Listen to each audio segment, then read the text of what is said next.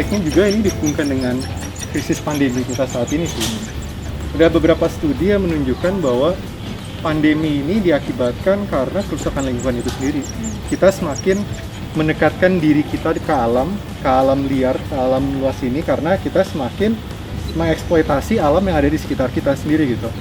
Ini masih beberapa studi, tentu harus butuh studi lanjutan ya, tapi ini akan menunjukkan bahwa ntar kedepannya akan semakin banyak krisis lagi diakibatkan eksploitasi kita terhadap alam itu sendiri.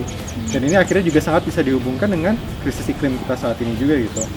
Semakin krisis iklim kita semua, kemungkinan untuk berbagai macam penyakit, berbagai macam hal, termasuk misalnya krisis air, juga krisis makanan dan lain sebagainya, kita akan semakin mendekatkan diri juga ke sana gitu. Dan sebenarnya di sini akhirnya kita bisa seharusnya melihat peran pemerintah sekali lagi, paling tidak untuk memiliki visi ke depannya, gimana bisa menanggulangi krisis-krisis yang dipastikan akan terjadi lagi gitu.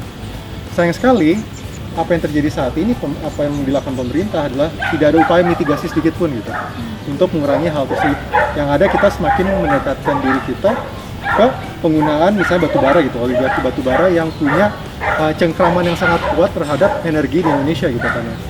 Akhirnya mengesampingkan kemungkinan untuk memperbaiki sumber energi kita keseharian kita gitu kan. Dan seharusnya itu bisa dipikirkan kembali tentang apa yang sebenarnya menjadi hal yang penting dalam kehidupan kita sebagai masyarakat Indonesia, hubungannya dengan energi, hubungannya dengan kesehatan, dan pastinya juga ntar kalau bisa dibahas lebih lanjut lagi hubungannya dengan ekonomi itu sendiri gitu kan.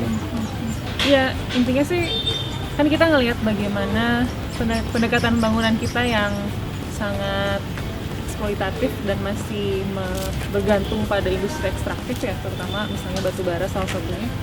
Itu sangat menunjukkan bagaimana pembangunan kita juga nggak berpihak pada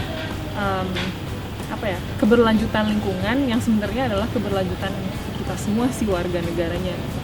Di sini kita bisa melihat lebih jelas lagi soal motivasi atau intensi orang-orang yang berkuasa sih, yang punya akses ke ini semua. Ini intensinya kemana ya gitu? Ketika mereka lebih berpihak pada misalnya tadi industri ekstraktif yang sudah terbukti sangat mencemari lingkungan, tapi diterusin bahkan diperbanyak gitu. Kalau bisa keuntungannya lebih banyak lagi gitu. Kita udah surplus misalnya nih, tapi malah tetap diproduksi lebih baik lagi, untuk apa gitu? Untuk siapa juga? Ini pertanyaan-pertanyaan mungkin bisa dibilang terus diulang-ulang ya sama aktivis-aktivis lingkungan khususnya gitu. Ini pembangunan untuk siapa? Semua industri ini siapa yang dimenangkan? Tapi meskipun ini memang diulang-ulang, tapi menurut kami itu memang perlu diulang-ulang karena perlu masuk ke dalam kesadaran kolektif kita, dan kita benar-benar renungin sih sebenarnya ini buat siapa. Dan kalau misalnya telah terbukti ya juga tidak berpihak pada orang banyak, untuk masyarakat pada umumnya, kenapa masih dilanjutin? Nah, disinilah mungkin pandemi ini justru membangunkan banyak sekali pikiran-pikiran atau kesadaran-kesadaran yang tidur gitu ya, yang dorman, untuk mempertanyakan dan mungkin memikirkan cara-cara alternatif untuk kita menantang pendekatan pembangunan seperti itu. Nah, dengan cara-cara apa? Tadi balik lagi ke apa yang Ben udah ceritain. Tentunya nggak cuma satu cara dengan aktivisme gaya lama, tapi berbagai cara gitu. Termasuk kerja-kerja reproduktif di balik aktivisme itu sendiri gitu. Jadi pandemi ini justru menyemangati kita semua sih untuk mencari jalan-jalan.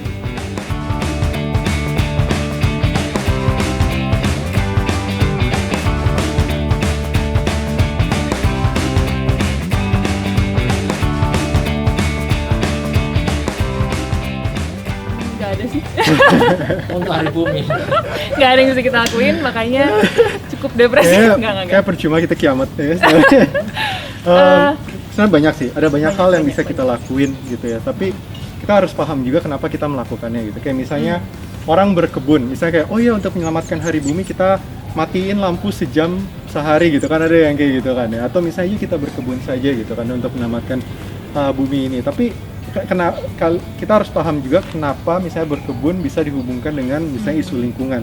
Itu kita harus memahami juga. Dan terlebih dari itu, karena kita ngomongin masyarakat yang udah semakin terindividualisasi, gimana kita bisa melihat misalnya berkebun, kegiatan simple seperti ini, bukan hanya sekedar mendekatkan diri kita ke alam dan mempertanyakan relasi kembali mempertanyakan kembali relasi kita dengan alam, tapi juga mempertanyakan kembali relasi kita dengan manusia lain. Bagaimana misalnya hasil berkebun ini bisa kita bagikan untuk manusia lain juga gitu kan. Jadinya kegiatan-kegiatan seperti ini akhirnya menyasar banyak hal, menyasar ke isu lingkungan iya, ke isu sosial juga iya, yang semuanya itu harus dipertemukan. Karena kalau misalnya itu tidak dipertemukan, jawaban-jawaban yang kita temukan untuk menjawab isu-isu lingkungan, pendekatannya sangat individual, sangat kapitalistik banget gitu kan ya. Oh iya, saya yang bisa menyelamatkan lingkungan dengan membuang sampah pada tempatnya atau dengan tidak menggunakan kantong plastik di hal ini gitu. Itu kan semuanya terindividualisasi dan pendekatannya sangat kapitalistik juga. Kayak misalnya contohnya dengan kita mengkonsumsi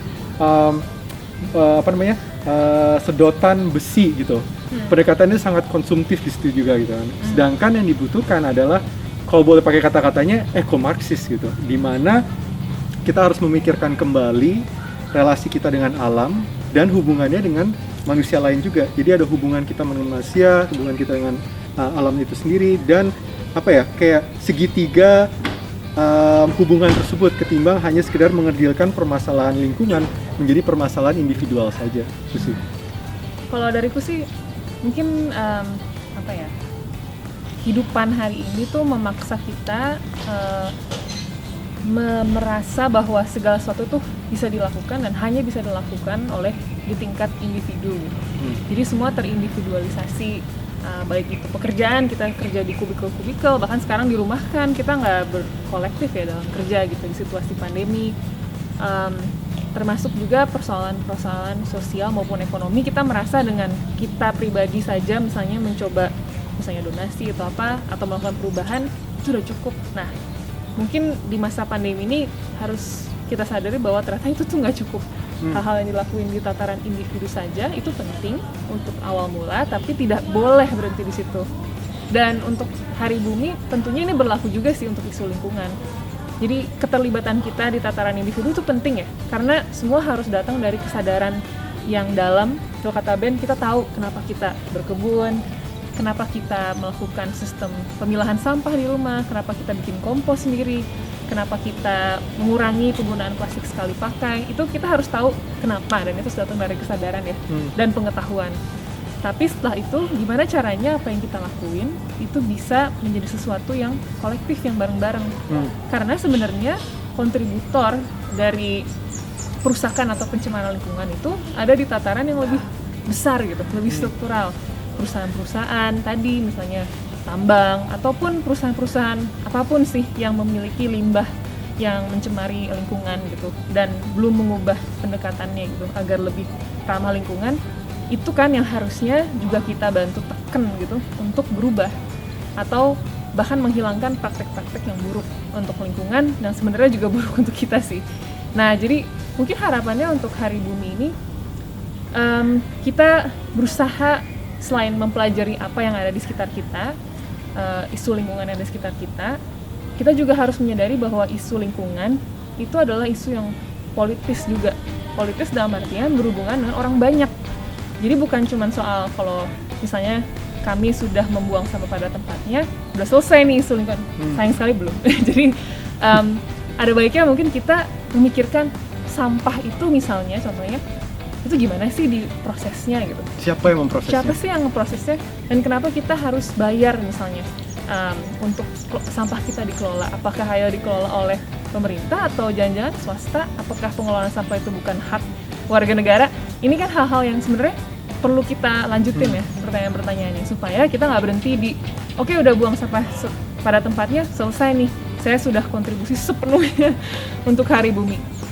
Semoga sih di Hari Bumi ini kita lebih mikir apa yang bisa kita lakuin bareng-bareng supaya perubahannya juga lebih bermakna, nggak cuma buat diri kita. Mungkin rumah kita bersih, tapi alangkah lebih indahnya kalau semua rumah satu kota atau satu kecamatan ini ya bersih juga, sampahnya diolah, bisa menjadi pupuk, pupuknya bisa menyuburkan tanah untuk teman-teman petani yang ada di sekitar kita. Jadi gimana caranya mungkin kebahagiaan atau keindahan atau kesehatan atau kesuksesan yang kita ingin raih itu bukan cuma milik kita, tapi juga milik bersama untuk bumi yang lebih baik.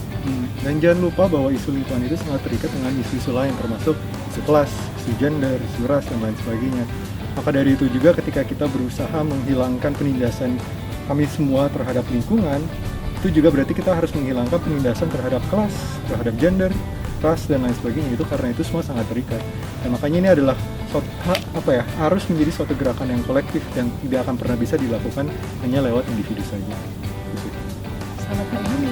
Selamat Hari Bumi.